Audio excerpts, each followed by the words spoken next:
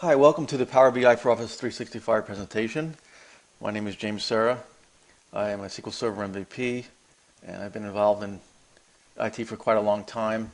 And the Power BI is something that's fairly new. Some of the components of that have been around a while, but as I'll talk about, some of the newer components just came out, and I'm very excited about this technology, and I think it has a lot of potential for use, particularly for self-service for business users.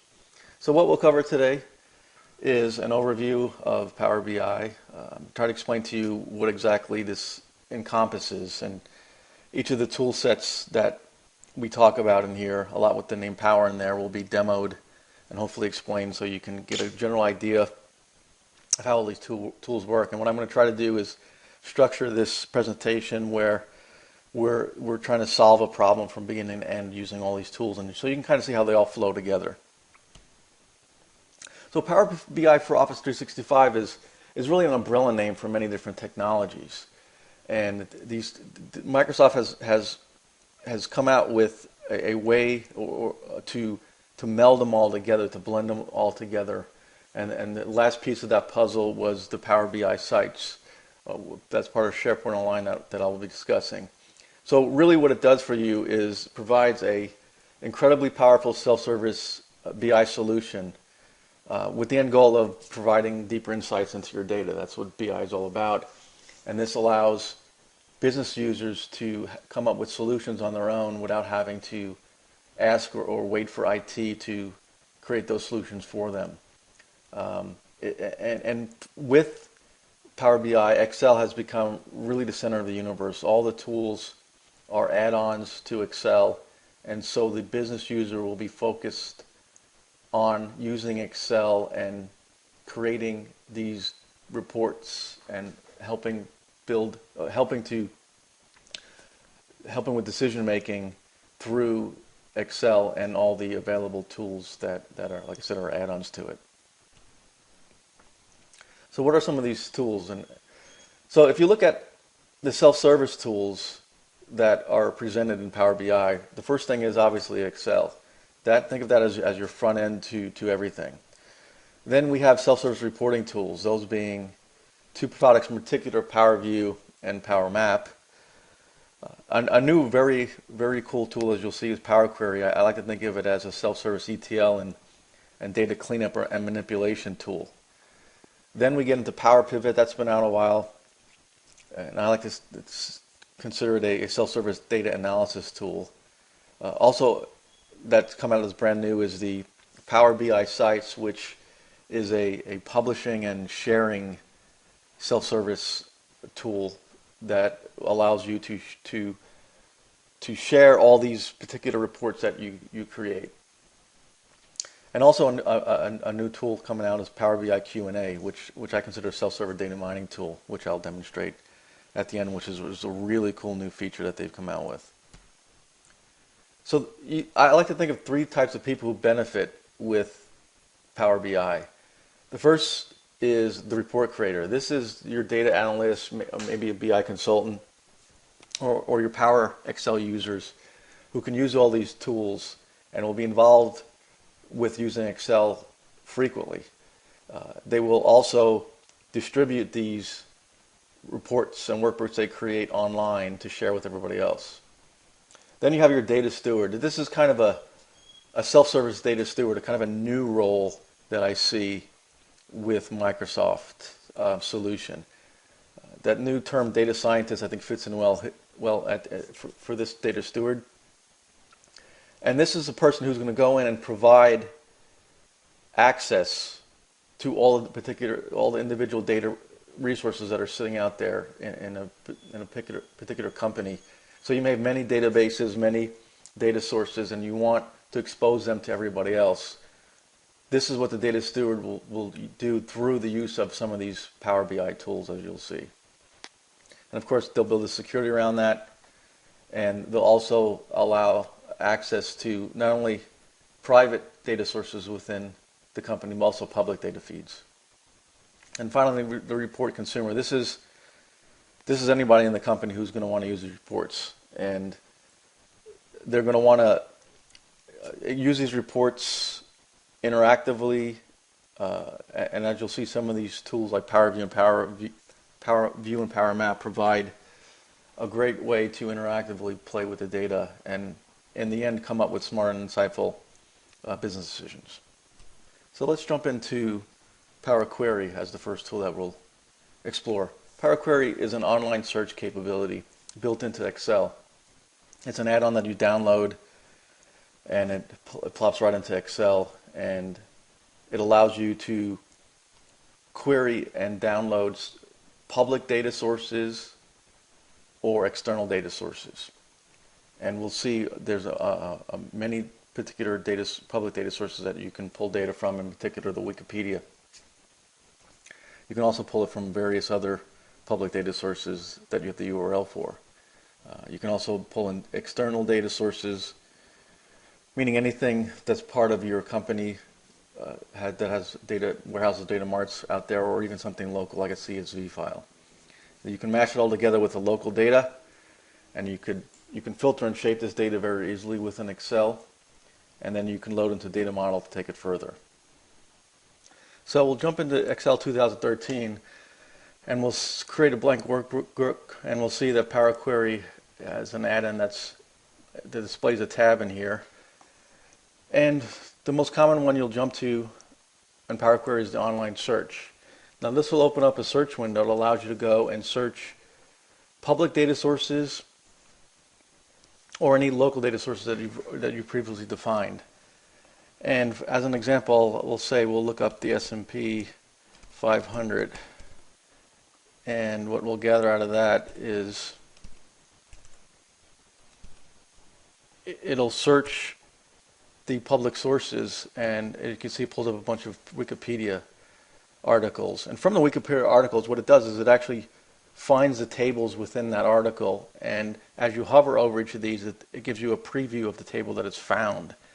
And from there, you can decide to filter it or add it just directly to the worksheet, and it'll show you each of the columns that it has and allows you to click on them to see them. Last time this particular data set was modified and where it got it from. So all we need to do if we want to add it right to the worksheet is we just click on this. It's going to go out to that Wikipedia page, pull the data down, and add it right into your spreadsheet. And so there you go. And that's kind of where I say it's a self-service ETL. Instead of having to do any SSIS, there's a lot you can do with Power Query that we'll cover. So there's a lot of different public data sources, and I'll pull up the web page that shows those particular data sources that I can pull from. So there's the Wikipedia tables, there's 1.5 million tables. It has some free data sets from Windows Azure Marketplace. Now, through various products, you can get a lot of paid stuff out of Windows Azure Marketplace, but some of those companies have made their data sets available for free through Power Query. So you have a lot of good information here. And in particular, the GDP, you'll see there's a lot of sources from that you can pull from. And then we have a lot of sources from the data.gov that are made available, as you can see here. And I expect that this data sets will increase over time. You also have a lot of other ways of grabbing data. You can go right from the web. So if you have a URL that has a table on it, you can simply click on here, enter the URL, and it'll pull that table in. You can also pull from many other data sources, as you can see here. Excel, CSV, XML. You can pull from various databases, including Azure, and other data sources you can pull from, including Hadoop with HD Insight and Azure Blob Storage, and you can see even from Facebook.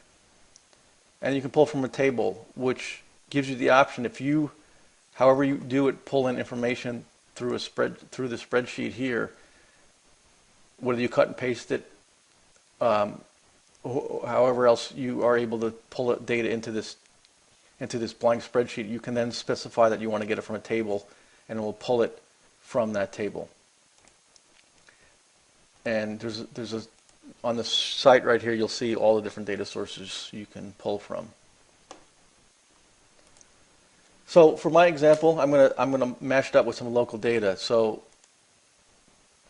let me get rid of that, and what I'm going to do is pull some information from a file that I've acquired. And so many companies, this is the way it's done. The files are passed around. Maybe they're exported from another system in a CSV format and brought over. So I'm going to consume a couple of those inside Power Query. So if I jump to it, so these are an Excel file I'm going to pull in right now. This is going to be some Olympic medalist all the way back since the beginning. And what happens is when I specify this Excel spreadsheet here, it pulls up one of the tabs, which is all the medalists. So you can see from this, it grabs all the different columns in here. And so I can look at this and say, yeah, this is what I want. Now, there's a lot I can do within this query editor screen here. So I can look at this and say, well, some of these columns I don't really need or want, so maybe I can delete them. And if I right click there, you'll see all my options there. So I can remove these columns. I can specify that this first row is headers, which obviously it is, so let me click on that.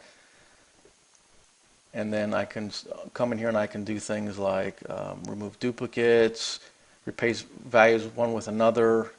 I can change the type, I can transform these.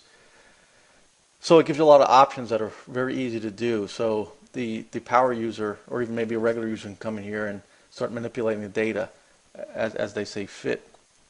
And one neat thing to do is, as you are making modifications to this, it'll track all the steps you've taken as you go along here, and it creates a script for you. So I can always, down the road, decide I want to use this script for another data source in here.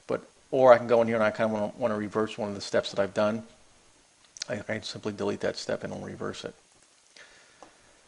So once I look at this and decide this is what I want, and as you can see right here how it tells you it's changed. So it's really cool, especially when you have a lot of different steps in this.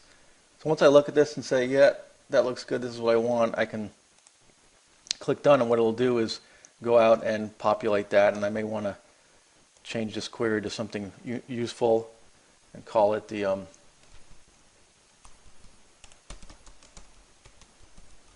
something I'll remember.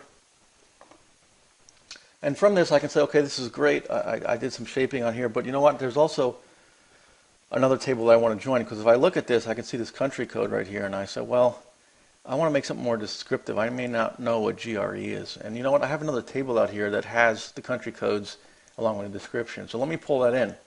So if I go back to Power Query, and I choose from File again, and I go to Excel, here's my country code. So when I open this up, and I click on that, again, you can see that I want to name the first row as headers. And that looks good. Now I have the country codes right here, and then the country. So I'll say, okay, great, this is what I need. Let me click OK, and now that makes that as an extra sheet in here. And let me rename that to country codes. And a couple of things I want to point out as I pull in these sheets. If you have a really big table, thousands or even millions of rows, you may not want to pull all that data in there, especially if you're going to hit that Microsoft limit of a million rows. So they have an option on here where you can choose to say, I want to enable download. And if I choose this off, it won't download anything. It stores the metadata and the query information about it, but that doesn't actually download it. As well as I can decide if I want to load this to the worksheet, where I may not want to, actually I want to download it, but I may not want to load it into the worksheet. And what this means is it pulls down the data, but not within the Excel spreadsheet. So it's another way to get around that million row limit. So what it'll do is it'll load it right into, you can say I want to load it right into the data model, which will put it into Power Pivot, so the data can go right from Excel, but through Excel into the data model. Again, you'll see that mostly for avoiding that million row limit. So it's very convenient if you don't want to pull in all the data. You just want to grab a sample, and that's what that editor does. It grabs maybe 100 rows and allows you to manipulate it and then you can decide if you want to pull in the rest of the data or not. So it can save a lot of time. So now I have these two sheets here, but I really need to join them. I have the country code. That's the same field in both, but I want to create a merged version of this table, of these two tables. So it's very simple. We hit the merge button, and if the first one we choose Olympic medalists, and we want to use the country code, and we want to merge it with the country codes on the country code field. And down here we'll go through and indicate that it's matched. Now, in this case, it hasn't matched all of them because there's some countries that no longer exist anymore. So I can decide whether I want to pull those in or not. And for my demo, I'll say, well, I only want to include the matching ones. And that's it. So I go and I hit OK. And what it'll do is merge those two together into this editor, and I can decide to do further things along with this. Usually the first thing you definitely want to do is specify which columns in that other source that you want to include in this merged version. So if I click on this, you'll see all those columns from that second table. And normally you would only want to select one or two of them. And in this case, we don't want to repeat the country code. We just want the actual country field on there. And again, we can have this drop down. We can manipulate the data and clean it any way we want, and we'll track all the steps we take over here. So that looks good. So let me hit this done button, and it's going to pull in all that data because I enabled download. Again, I can turn this off if I want. But now you'll see the merged of those two tables, and I can go in here and rename it something useful. So I'll say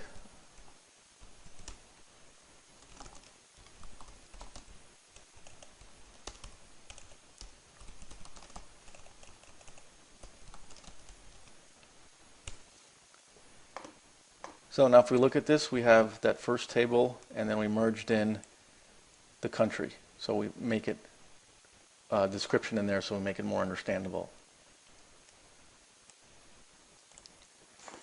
And also we can refresh this data source at any time if we know behind the scenes that this data source that we're pointing to has changed. In particular, if we're pulling a table from Wikipedia, we can always hit the refresh button on here. So if we look at a Power Query, we'll notice there's other options on here. We can append tables, and we can share this Power Query, which I'm going to go over later.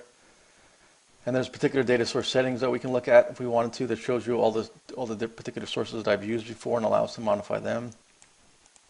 And there's also I want to point out that Power Query is in a beta stage, and they're frequently updating this, so you can expect from history every few weeks they're adding some new features to this. So it's great to see that.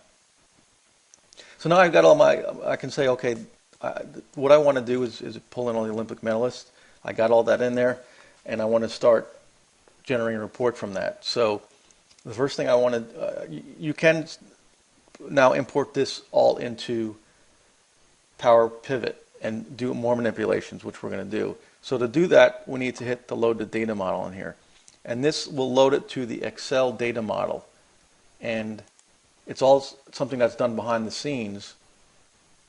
And to view that data model that's created is you need Power Pivot. If you use things within Excel like pivot tables, behind the scenes is actually creating a data model. You just don't see it. So the option to go into Power Pivot is an option. You don't have to go into Power Pivot, but it gives you a lot of the functionality that you may be familiar with. A lot of power users have been using Power Pivot for quite some time, and they may want to do additional manipulations that they can't do within Power Query, or that they may not know how to do within Power Query. So the next step would be to put those into Power Pivot. So some of the things you can do within Power Pivot is you can create calculations, you can aggregate some sums, you can create relationships, you can meaning joining the multiple tables together. You can create hierarchies, you can create key performance indicators, and you can hide columns. So if you have a lot of columns in there and some of them you don't think would be useful for the end user to see, you can hide them. So let's jump into the demo of Power Pivot. So going back to Excel, if we look at this, we've enabled Power Pivot in Excel. It's in Excel 2013. It's no longer an add-on. You can simply check that you want to use it. So if we go into Power Pivot and we click the Manage, we're going to see the data that was loaded into the data model. In particular, here it is the Olympic and country description that we did in Power Query. So now we're in Power Pivot. We can do all the great things that are available in Power Pivot. So you can create those calculations if you want. So you can create a column here, and you can use DAX for the expressions in there. You can aggregate sums, so I can go in here and I can pick out a particular column and I can create a sum out of it. So I'm not going to give a lot of background on what Power Pivot does, but understand that you're now able to do all those features within Power Pivot as kind of the next evolutionary step of using your data. And one of the most common things you'll do is hide a column in here. So there may be things in here you don't want. And then you just see, as I mentioned before, and you can then hide that column from that. And if we click on here, this is where you can create hierarchies. So I can have other tables where I may want to join them together, and I may also want to define all the relationships. And may also want to then create the hierarchies for that particular table. So we can say, okay, the next step is done. I went to Power Pivot. I did all the things that I wanted to do with the data. And from here, I'm ready to create a report. So moving on to the next step in our process would be to create a report. And Power View is a great way to do that. Power View has been out for about a year now and provides a much easier and simpler way to generate reports than the various other methods out there like SSRS or Report Builder. Power View has the ability to create these reports kind of on the fly dynamically, and it supports things that you'll see, including legends and slicers and maps, and even a really cool play axis that you can generate to see how values change over time. So let's jump out to a demo on that. So going back to our previous Excel spreadsheet, so Power View is an add-on that we download and install into Excel. And once that's done, what you'll do is go into the Insert tab and you'll see that there's a Power View option. Before Excel 2013, this was only available through SharePoint. But now they have an option to use it inside of Excel 2013 to make it a lot easier. So if I go and I click this Power View button, it'll then open up another sheet where the Power View report is created, and by default it'll choose some particular fields from our query that we were on. So what I'm going to do is just quickly show you how you can modify this report. So what I'll do is let me clear these default fields on here and start from a new. And the first field I'm going to use to create the report is I want to look at a sum of all the metals. So let's take this as a count of the metals that shows up here. And the great thing about Power View is it's so easy to use, and there's no design and then another button that you switch to go into the preview mode. It's all combined into one, so it's very easy to use. And there's plenty of other videos out there that you can go into more detail to Power View. So after this, I say, okay, a count of metals, but I want to see it by country. So let's pull up this country description that I merged with, and I'll put that on there. So now we quickly get a count of all the medals by country for all the Olympics.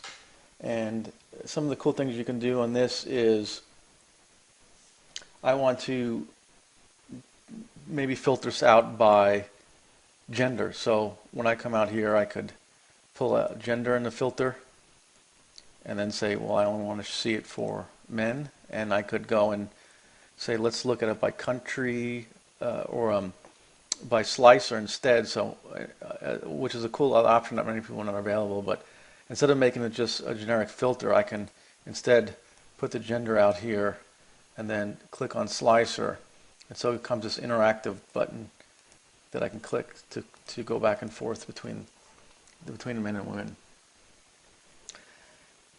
And then as another solution to show you the power of Power View is I can come on here and I can easily switch this to other types of charts. So maybe I want to look at it as a bar chart, and let's get rid of the gender and expand this out, and now we have ourselves a bar chart like that. But since these are countries, it gives us the option to use a map. So I can quickly click on the map, and what I'll get is all the medals by the countries on the map with the bubble size indicating how many medals they've won. If I hover over, I can see that. So that's kind of a quick, gives you a quick ability to see whatever your data set is on an interactive map, and then you can zoom in and explore things further this way. So the other neat thing you can do then is you can create a play axis on here. So it's an interactive way to see how values change over time. So let me show you that real quick. If I were to go here, let me clear these out and start with a count of the metals again.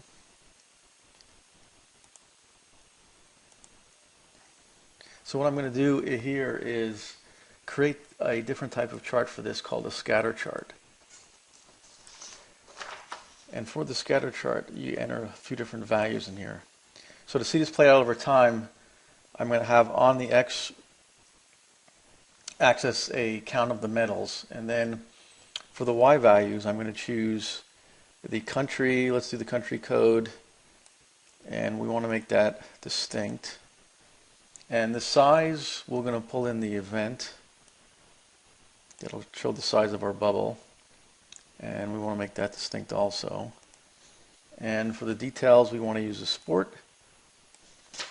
And on the play axis, we want to put the edition on there, or the event on there.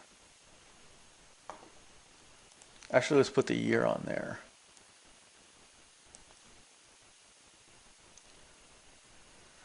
So what this allows us to do, if we hit the play button, we'll see how the medal count has changed over the years for each of the particular sports. So if we hit the play button here, you can see over the years how various different events have become more popular than others as far as medal count.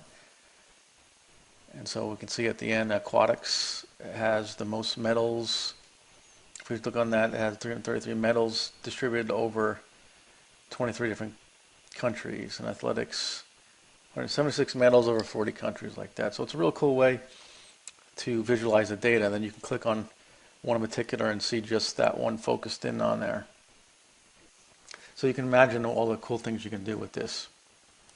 So now let's jump over to Power Map. And in the interest of time, I'm not going to go and create the full Power Map. Instead, I'll show you a demo that's previously set up. So let's jump right to that. So Power Map is another add-on that's in beta right now, and they've had a few updates in the last few months to add more functionality from Power Map, and it's become a really cool product. Again, it's something you'll download and install as an add-on to Excel.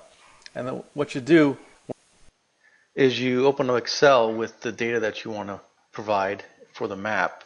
And in this case, we've opened up a power station sample, and in here you can see it's got data concerning about plants and their capacity, and data of operations, some other information concerning the energy output of them.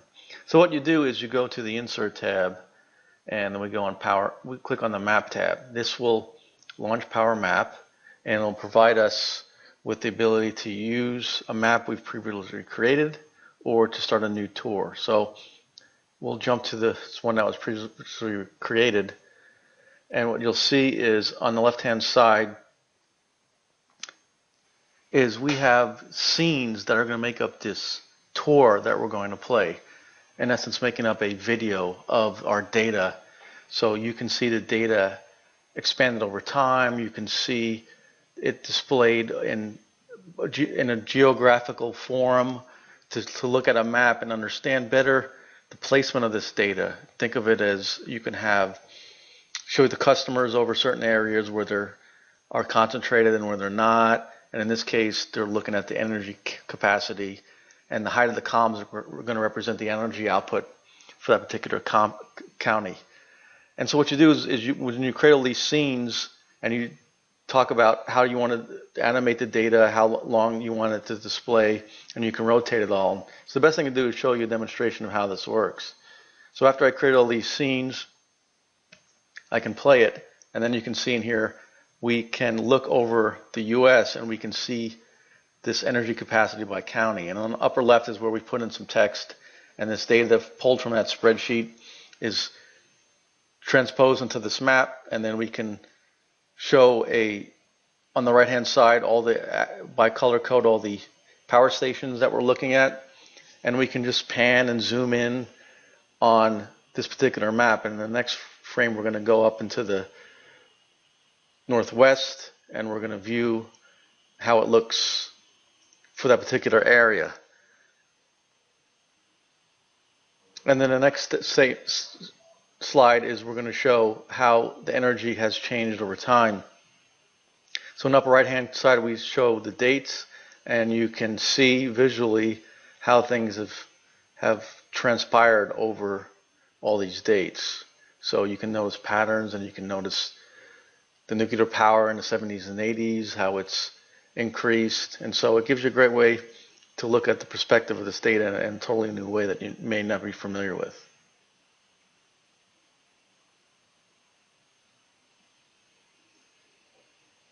And so there you go. Coming up to today's time, you can see these various patterns throughout the data, which is quite interesting. So I've opened up another sample, and we're going to look at Chicago and the arrests that have been made in a particular area. And so you can see over here we have the geocoding of these areas where these particular arrests were made for different types of drugs. So this is kind of interesting. So if we go back to Power Map, and we'll open this up, and again on the left hand side were a bunch of slides that were created, a bunch of scenes. And if we play the tour on this one, you'll see where it hovers over the city of Chicago, and over time on the left you can see the various arrests that have been made, and you can see certain areas where these arrests were concentrated. In my opinion, I can think of how useful this would be for the police force to see the patterns in this data, and to maybe know where they should have more of a presence. And for each of these particular sources, you can hover over in the video and show the description, which would in this case is the number of arrests, and you can highlight that when you're giving this demo presentation out. So you can see how you can spend a lot of time collecting all this data, and then you want to present it in a video format to somebody else, and this is a great way to do it. And at the end we display a 2D chart of the locations that had the most arrests. To quickly recap, we've gone from Power Query and pulling in a couple of pieces of data, matching them together, and then from that we moved the data into Power Pivot and massaged the data some more. Then we moved it into Power View and created a report, and then we took that data and moved it into Power Map, where we can create a video tour of those particular data sets. Once we get to this point, we now want to decide that we want to share this particular workbook with others, and that's where the Power BI sites come into play. It is a component of SharePoint Online, and this is in preview mode, and you can go in and sign up for it. And what it gives you is a SharePoint Online site that's uniquely yours, and through that site you can add a Power BI option to it. And let me show you that. So if I jump to my SharePoint Online site, you'll see an option in here that's called Site Contents. This will allow me to add an app, and that app being Power BI, and I already done that. So if I go to Power BI, you'll see where I have loaded some previous workbooks. So once I have created my Excel, workbook and I want to share it with others, it's a matter of just going to Power BI, clicking this add button here where I can upload the file and place it on this SharePoint site, which could be either publicly available or you can make it private, so it's just an intercompany ability option in there. And for each of those ones, you can go to them and you can decide who you want to share it with, so I can limit even internally with the various groups through Active Domain on who I want to give the ability to see this report. So if I pull a report that I've created before, I'll use a stock sample one. You'll see it's loading all within Excel inside the browser. Now, the cool thing about that is I don't have to have Excel installed on my machine in order to use this. It's all done within the browser. And so in this example, I can go through and using Power View and view the report. And then my other sheets that make up the Power View data are on here. If I decided I want to modify this, the cool new thing within SharePoint 2013 is the ability to edit this within Excel web. So I can click on here and I can see where I can either edit in Excel through the web, or I can download this workbook and edit it in Excel on my particular computer. If I do it this way, it'll make a copy of this report or this Excel workbook, and then you can make changes to it and then save it right there inside of SharePoint. And so what most people do is they create folders for various different departments within SharePoint and allow them to have areas where they can play with the workbooks, and then an area where they publish it out so everybody else can see. So, and you do that all based on your security you want to set up for that. Now I want to jump to data management and show you some of the capabilities of sharing the data, even more so than just sharing your workbook. Because what else you can do, a new feature that's come out with Power BI, is you can share your queries that you've done in Microsoft Excel. So if we jump out to that workbook I was at before, you have the option, if you look on Power Query, to share these particular queries that you've created. So the first thing you want to do to share is you want to sign into your Power BI site, and that's what this option is up here. I've already signed into mine. But what it will ask you to do is enter your email address, and that's assigned to your Power BI site. And then anything you do from then on is going to be shared through the Power BI, your Power BI portal. So in this case, if I say, hey, this is a really cool query, I think other people are going to like this, I can share it and let other people be able to see this query and execute it through the online search. If we go back to online search, you'll see there's a drop down here where you can search for things in the public or things local to your organization that somebody else has used the share command through. So you can specify which one you want to search for, all of them. If in my example I wanted to share it, what I would do is go to the Query tab and hit this Share. And what it allows me to do is enter a description of this and decide who I want to share it with. I can have a URL that leads to documentation about this particular query, and then I can choose whether or not I want somebody to be able to preview it, which is when you hover over it, you can see the a preview of what you're going to import. It'll also show the data sources that you are using. Now notice it says this query uses a local data source and may not to be available to others. Because what it's saying is, hey, for this particular query, you're using two local workbooks. So if I share this among others, they're not going to have access to your computer, so they're not going to be able to view these sources. So there are a number of ways around that. One is you can have this particular file on a network share somewhere that other people can use. But what you'd rather do is have a data source that is shared. Either it's a public data source that I'm bringing access to, or it is a workbook that you've uploaded to Power BI, or it is part of a data source that you've made available to others through the data management functionality that we're going to, it's called a gateway, that we're going to show you shortly. But in this case, we'll keep it as these data sources. So if I share a copy now, it's going to put this on my site and make it available for others to use.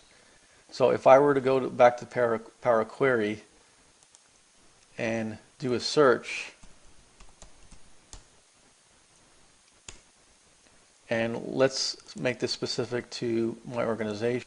So it'll take a few minutes before the shared query shows up. What happens behind the scenes is when you share it, there is a data catalog on the Power BI site that what it'll do is it'll look at the metadata of that query and put that into its index. In the future, it also will be able to index the data that the query makes up. So in addition to be able to look at, an example would be athlete, to pull up the column, it would also allow you to put in the athlete name, and the name would show the queries that the athlete shows in. That's currently not implemented yet, but should be available soon. So in this case, I can enter Olympian and see that. I can go and preview it by hovering over that. But if I also want to look for a column, like if I put in discipline,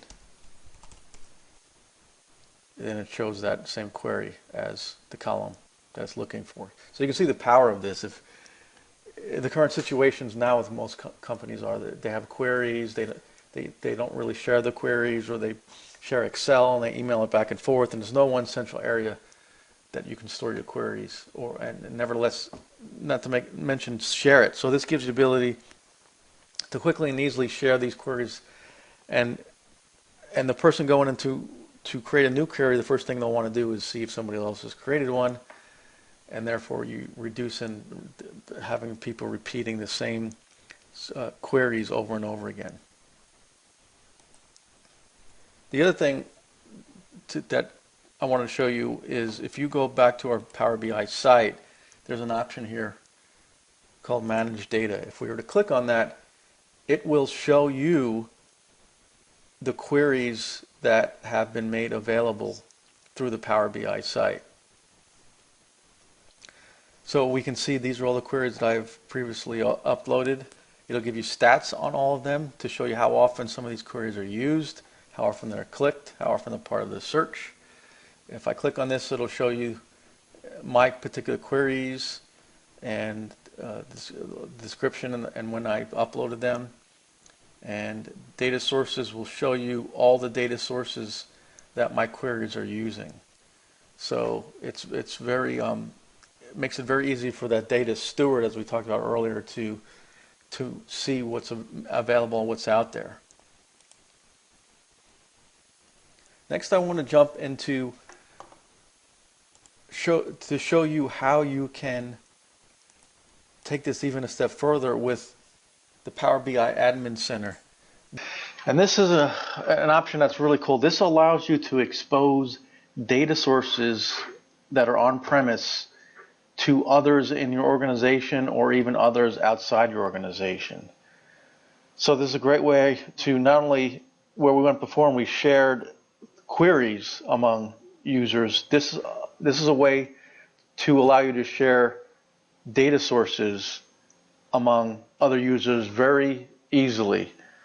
And let me show you how that works. So if we jump over to our SharePoint Online and we go to Admin and Power BI, we're going to pull up the Power BI Admin Center. And to give you some idea of how this all works is, I have a crude document here that I'll go over. So what happens is, if you have a SQL Server database, for example, and it's on a server on site, and you want anybody within your organization or outside of it to be able to use this data source without having to know where it's located, the connection strings, the server names, all that stuff goes away through this solution. And the way this works is on the servers that have a particular data source you want to expose, you install this small little app called a data management gateway. Once that's installed on a server, it exposes this SQL server to the outside world. Think of it as a sort of a what is called a gateway that allows your Power BI to find this. So what you do with this data management gateway is inside Power BI, you link this gateway up with your data management gateway. And once you do that, you define a data source inside your Power BI, which is on the cloud, that uses that gateway. That will expose an OData feed, which will get indexed in the data catalog. And the end result is anybody in Excel who uses the Power Query Online Search will see these data sources. So that's a lot to handle, but let me go through that and it'll become more clear. So the first thing you want to do is go to a server and install a data management gateway. So let's go with my laptop as a server that I have SQL Server on there. And in SQL Server, I have a database I want to expose. So if I go through and install this Microsoft Data Management, I download it. It's a small program, and what you'll see is this console will come up, and the first thing, it goes through a wizard, and it'll ask you to enter a gateway key. Now, this gateway key is obtained through your Power BI website. When you go into gateways here and you create a new gateway, you put the name in here, you create it, and then what happens is you get a key that you'll go in here and you'll enter this gateway key. So this links this server where this is located to your Power BI site. And that's the way those two are linked together, and that's the way they know how to communicate. So once you create that data management gateway, it is on your local server, is now linked to the gateway on your Power BI. What you will do then is you'll want to create a data source which will take you can take some or all of the tables that you're exposing to this data management gateway and limit what people can see. So for example, you may have in my case, if you look at SQL Server, I'm exposing through data management gateway a whole bunch of databases in here. But I may only want to show, or I may really only want to have through Power BI a couple of tables. So what I do is I go through my Power BI and I say I want to create a data source. Then I'll say, okay, what gateway do you want to use for this data source? And in this case, the gateway I created was called James Laptop. The type of connection, which is going to be SQL Server, or Oracle is another option that's available. And I specify the connection properties in here. In this case, my server name, the database I want to pull up, where I want to connect to, and then the authentication type. And then through here, I'll enter credentials to connect to this data source. And then once I hit next, it's going to show all the tables and views that I can choose to expose as an OData feed. And in here you can see I only have one table. And so I can have a bunch of different tables in here, but I can decide for this particular data source, I only want to have one or a handful of data sources or tables exposed in views. So I can essentially have this server with many different databases, many tables and views on there, and then I can create multiple data sources that choose a subset of each. And you usually do this to group things by a particular subject or for security reasons. So once I go through and do all that, you'll see I have data sources here that created previously.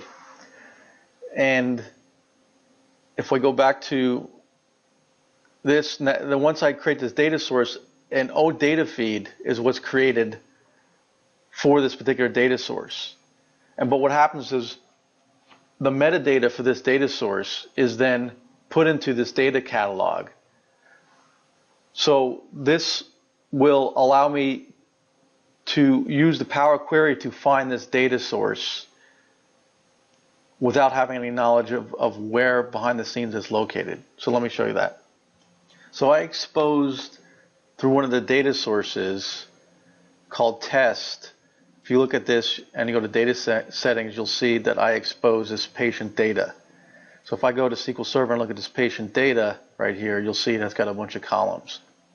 So if I wanted to go and look at one of these, look through the online query, and I put one of this table name or one of these fields in there, it should pop up. So let's choose UPC. So if I go to Excel, I go to online search, and I put in UPC, and I'm going to specify I just want an organization.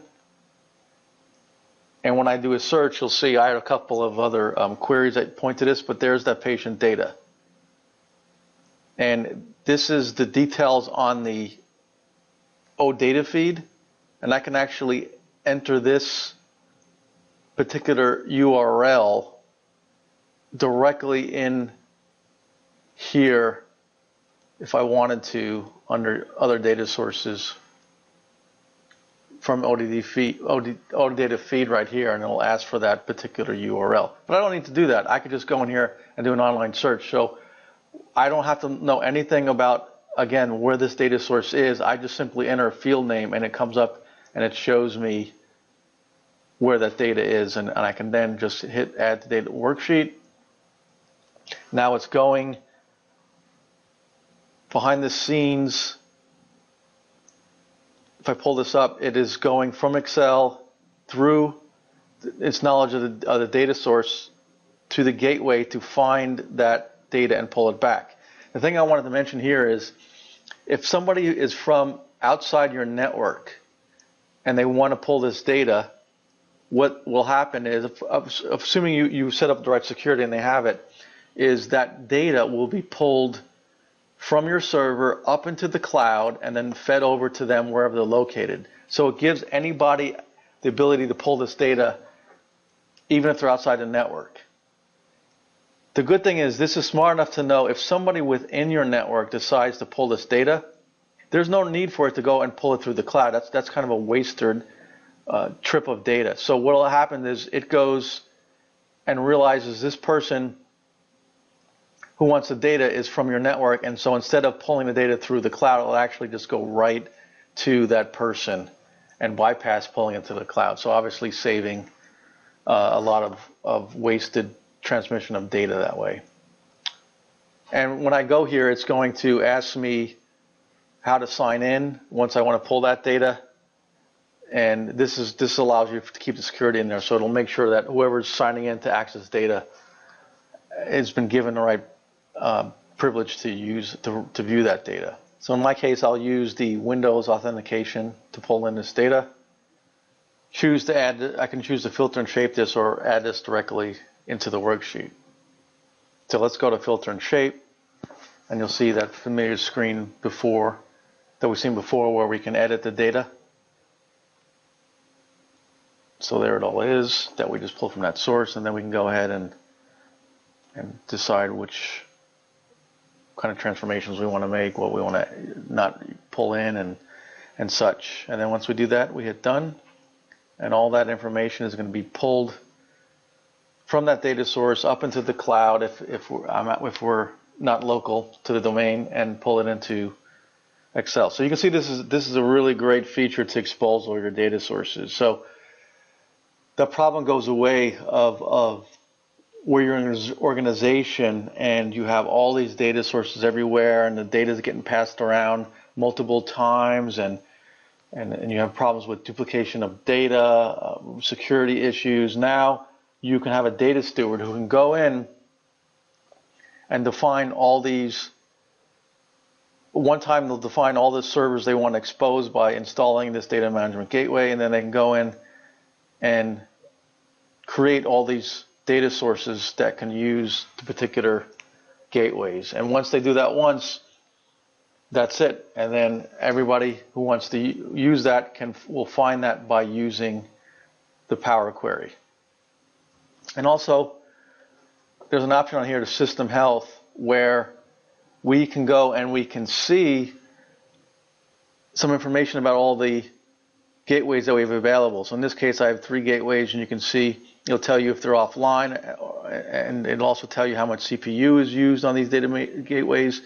So this is a great way for that data steward to go in there and make sure that the system health is showing that the gateways are up, and you can even use this as a data feed to see through another tool what the status of this gateway. So this is an area that he'll use frequently to make sure that there's no problems with any of these data sources that he's set up. A couple more things I want to show you. One of the features that they've added is called Power BI for mobile. Now this right now only works for Windows 8 or RT devices, but hopefully iPhone, fingers crossed, will be soon, as well as all the other devices out there. So let me show you how this works. If we go to my Power BI site, you see that there's 4 worksheets that I've uploaded. And I want to see these on a mobile device or a Windows 8 device. So in this case, we'll go use my laptop, and through the Windows Store, I've installed this Power BI application. When I fire that up, and let me go to the home page of that, by default there's some sample ones that are shown in here. And now if I want to browse my Power BI site, what I do is I right click and go to browse, and from here I can enter the website URL of the Power BI website I have, and once I do that, I will see this as a permanent link of one of the locations. So if I click on this, because I've done this before, it has now gone to my site and displays the folders. And on the shared folders on my site, there are those 4 that you saw through the web browser. And any workbook that's uploaded on the Power BI website will show on here, and there's nothing you need to do to enable it all. It just automatically displays these.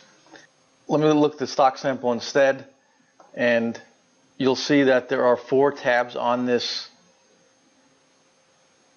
particular spreadsheet or workbook, and I can flip through them, or if I right click, it'll show me those 4 again, and I can choose the one I want to see. And you see these are interactive.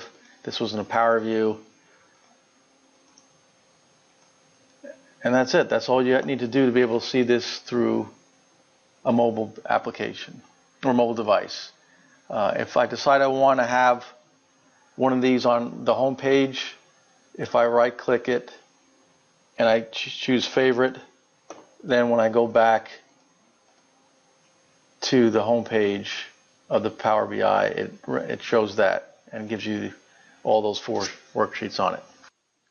The last feature that I want to show is called Power BI Q&A. This is a really cool, really amazing feature that right now it's only in demo mode, meaning you can't use your own workbooks for this. You can only use these samples on the Power BI site that are installed, that you're prompted to install. When you install Power BI, it'll ask if you want to add these samples in here.